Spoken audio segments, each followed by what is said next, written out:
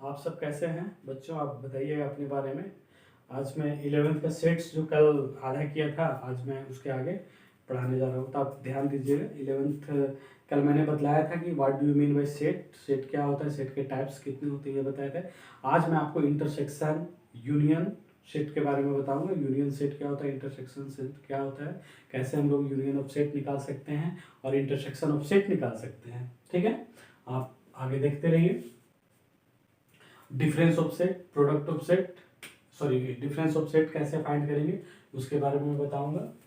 तो सबसे पहले आपको यूनियन ऑफ सेट में बताता हूं। यूनियन ऑफ सेट, ठीक है।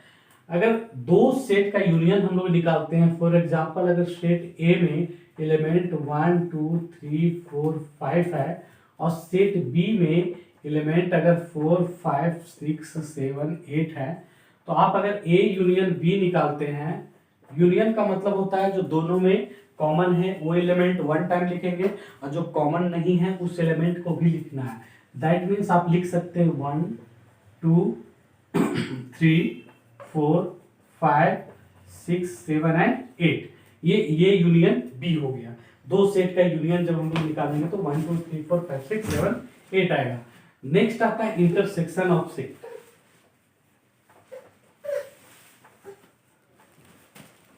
इंटरसेक्शन ऑफ सेट बहुत इंपॉर्टेंट है। इंटरसेक्शन ऑफ सेट हम लोग कैसे निकालेंगे, ठीक है। इंटरसेक्शन ऑफ सेट जब भी हम लोग फाइंड करते हैं तो ए इंटरसेक्शन बी, दो सेट का इंटरसेक्शन हमेशा जो दोनों में कॉमन एलिमेंट होता है वही लिखा जाता है। फॉर एग्जांपल अगर सेट ए और सेट बी में कंपेयर करेंगे तो 4 5 आपका कॉमन आ रहा है, तो इसका आंसर आ जाएगा 4 5, ठीक है ना। अगर दो सेट का इंटरसेक्शन, फॉर एग्जांपल अगर सेट बी में, सॉरी यहाँ सेट सी हम लिख देते हैं ताकि आप कंफ्यूज नहीं होइए, ये मान के चलिए 7 और 8 है, तो अगर आप ए इंटरसेक्शन सी निकालिएगा तो ये 5, कल भी बताए थे 5 का मतलब नल सेट होता है। Null set is denoted by 5 और ओनली कर्ली ब्रैकेट, ठीक है। रिटर्न जब हम लोग दो सेट का इंटरसेक्शन 5 आता है यानी कि कोई भी एलिमेंट नहीं आता तो उसको 5 से या कर्ली ब्रैकेट से डिनोट करते हैं, जो नल सेट कहा जाता है, ठीक है।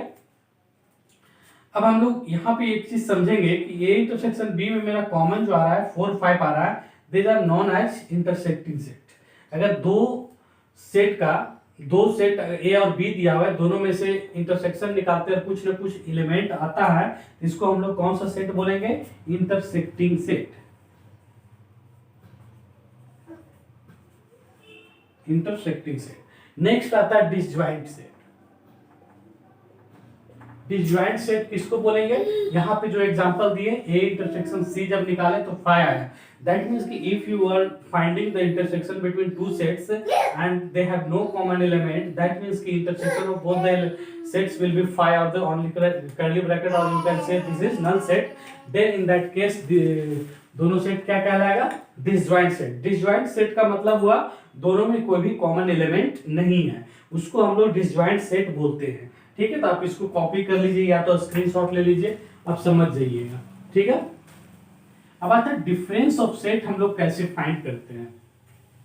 कल आपको मैं बतलाया था कि कैसे हम लोग सेट को रिप्रेजेंट कर सकते हैं, सेट बिल्डर फॉर्म में, टैबुलर फॉर्म में। तो आप आई होप कि कर लिए होंगे और उस पे बेस्ड क्वेश्चन भी आप सॉल्व किए होंगे। तो difference of set, for example अगर सेट ए में एलिमेंट लेते हैं 1 2 3 4 और सेट बी में लेते हैं 3 5 6 7, ठीक है। तो डिफरेंस अगर निकालेंगे a माइनस बी, तो a माइनस बी ए का जितना भी एलिमेंट होगा, यहां पे लिखिए 1 2 3 4, ओके, माइनस बी का एलिमेंट 3 4 5 6 7, ठीक है। तो जब इसमें हम लोग वही एलिमेंट देखेंगे जो कॉमन है, तो 3 और 4 देखिए कॉमन है तो वो चला जाएगा, बचेगा 1 एंड 2। लेकिन बहुत बार गलती बच्चों से क्या होती है कि जब a माइनस बी फाइंड करते हैं तो जो एलिमेंट कॉमन रहता है उसको तो रिमूव कर देते हैं, बट इसका 1 2 भी लिखेंगे और इसमें जो लेफ्ट हो जाता है 5 6 7 वो भी लिखते हैं। वो गलत है, बिकॉज यू नो कि a minus B is always belongs to set A. ये आपको याद रखना चाहिए कि जब भी हम लोग दो सेट का डिफरेंस फाइंड करते हैं, जो पहले वाला सेट होता है उसी का एलिमेंट हमेशा आएगा, सेट बी का एलिमेंट कभी भी नहीं आ सकता है। और अगर b माइनस ए हम लोग निकालते हैं, then it always belongs to the set B. ये हमेशा सेट बी से ही बिलोंग करेगा, ये आप ध्यान रखिएगा। ऐसा नहीं कि B minus A set A से बिलोंग करेगा, नेवर, इट्स नॉट पॉसिबल, ठीक है। कभी भी हम लोग डिफरेंस बिटवीन टू सेट निकालेंगे तो ऐसा होता है, ये याद रखिएगा।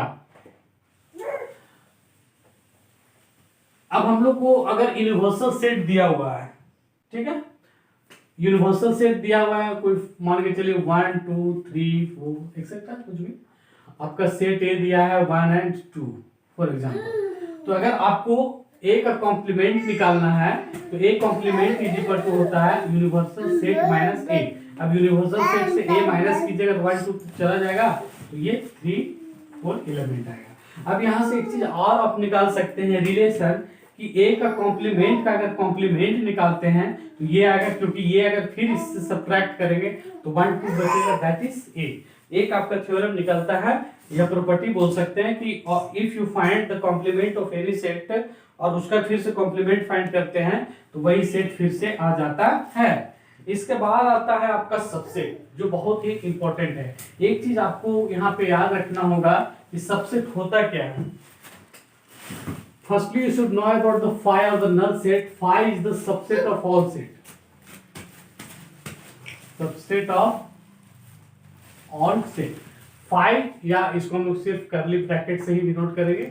ये जो होता है सारे सेट का सबसेट होता है। सबसेट लिखना ही भी बहुत इंपॉर्टेंट है। बहुत सारे बच्चे सबसेट लिख नहीं पाते हैं, उनको बहुत सारी गलतियां हो जाती है। अगर सेट ए में मान के चलिए 1 2 और 3 एज ए एलिमेंट है, तो इसका अगर हम लोग सबसेट लिखेंगे, subset of A, this is known as power set, है ना, उसको पावर सेट ऑफ ए से डिनोट करते हैं, तो ये आ जाएगा आपका 5। 5 आपको बतलाएं वो सबका सबसेट होगा, वो लिखना नहीं भूलिए।